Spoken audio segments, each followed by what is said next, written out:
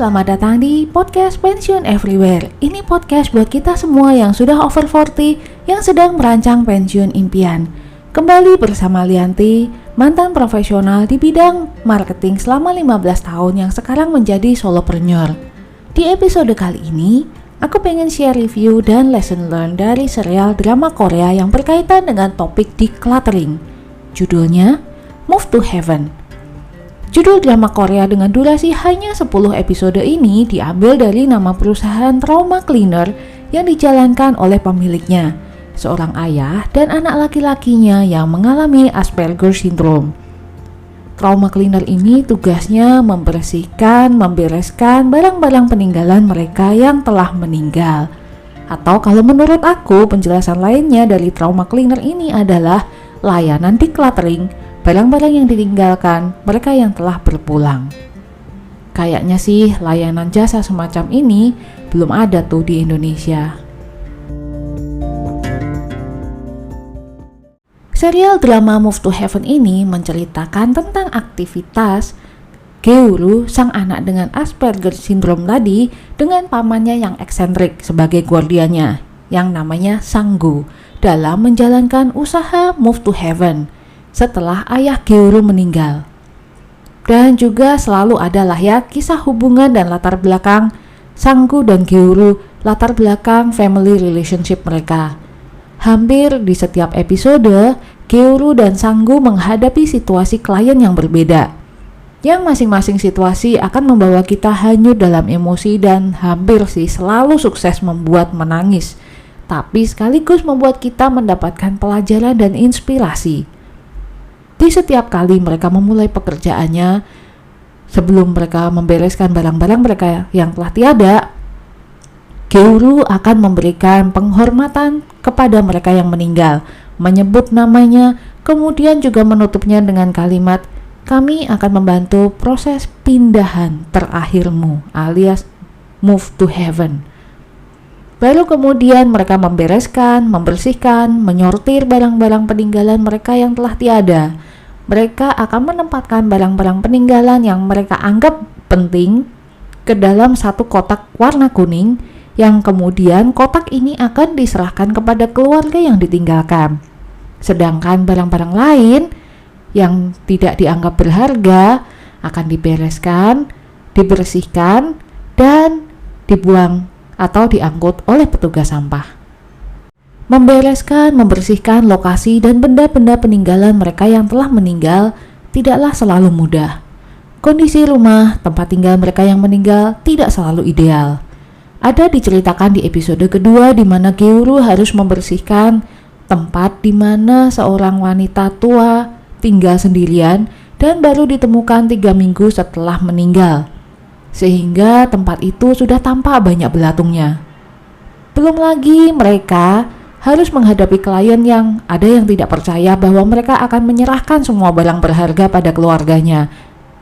Keluarga klien ada yang khawatir bahwa mereka akan mencuri atau mengambil beberapa barang berharga. Kemudian ada juga situasi di mana mereka mengalami penolakan, di mana keluarga menolak menerima kotak kuning yang dianggap tidak ada harganya, tidak ada value-nya karena isinya hanya sekedar barang memorabilia, tidak ada duit cash, tidak ada perhiasan. Atau Gyeoru dan Sang-gu kadang menghadapi juga kenyataan di mana keluarga tidak mau mengakui atau menerima kenyataan apa adanya dari mereka yang meninggal. Contohnya seperti di episode kelima di mana ada seorang dokter meninggal dan keluarganya tidak mau menerima kenyataan bahwa anaknya yang dokter ini adalah seorang gay.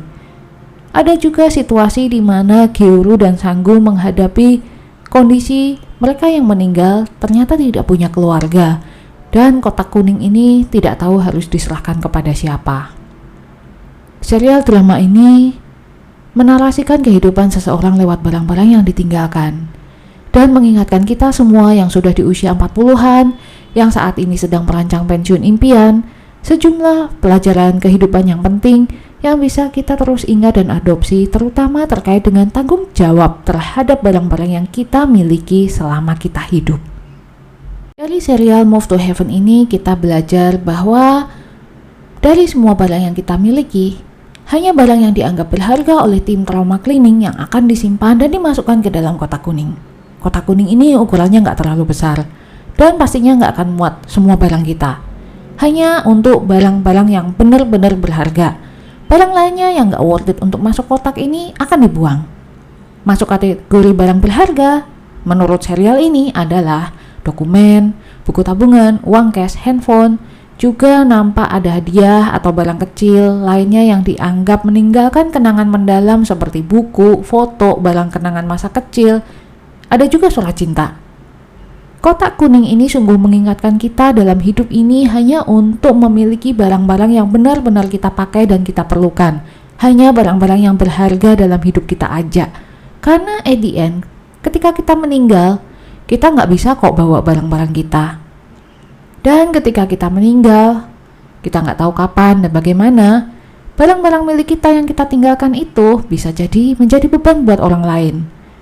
Bisa jadi karena keluarga atau teman kita lah yang akan membereskan barang-barang tersebut.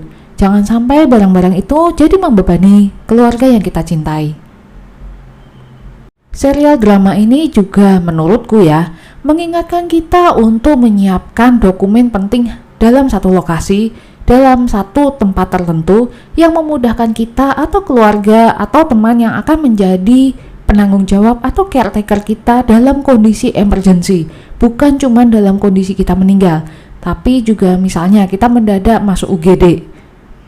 Dokumen ini mungkin beda dari barang-barang berharga yang masuk ke dalam kotak kuning, tapi ini termasuk diantaranya adalah semacam kontak asuransi, kontak bank, buku tabungan, catatan password untuk urusan banking dan handphone, catatan investasi, sertifikat kepemilikan aset apapun itu, mulai dari rumah, kendaraan, deposito, dokumen kependudukan, dan jika ada surat wasiat. Karena ini akan memudahkan mereka yang akan menjadi penanggung jawab kita, yang akan ngurusin kita ketika kita nggak bisa mengambil keputusan. Barang-barang yang kita miliki di dalam serial Move to Heaven dianggap sebagai kepingan puzzle kehidupan kita. Barang-barang yang kita akumulasikan sepanjang hidup kita menceritakan siapa kita dan menceritakan kehidupan kita, termasuk rahasia hidup kita. Barang yang kita tinggalkan juga akan menyampaikan pesan terakhir dan kenangan untuk mereka-mereka yang kita tinggalkan. Tapi pesan yang kita tinggalkan lewat barang-barang itu hanya dapat didengar oleh mereka yang mau dan bisa mendengarnya dan bersedia menggabungkan kepingan puzzle pesan dari barang-barang kita. Dan itu nggak mudah.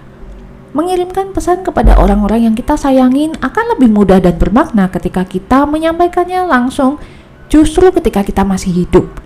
Caranya, ya dengan meluangkan waktu, dengan benar-benar hadir atau istilahnya being present, berbincang, menikmati waktu bersama, bukannya malah makan bareng, ngopi bareng, duduk bareng, tapi masing-masing kita malah sibuk dengan handphone kita masing-masing.